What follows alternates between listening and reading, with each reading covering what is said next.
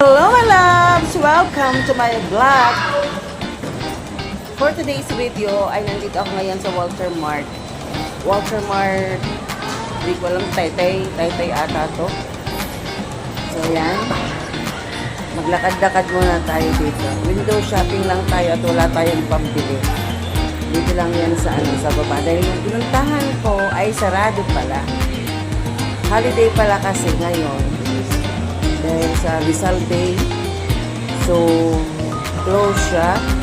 So, pasal na lang tayo dito sa Walter Mart. Window shopping na lang muna. Window shopping lang muna tayo mga lalabs dahil wala pa tayong pambili.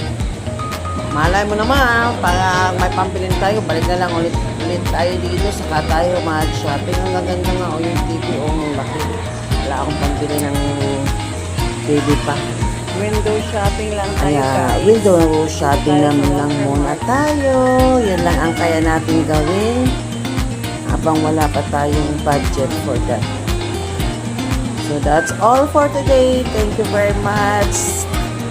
And God bless. Umuwi na rin ako kaagad dahil wala naman akong balak na kumain.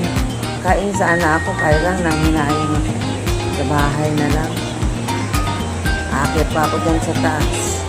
Kaya umuwi na lang din ako. So, sa bahay na lang.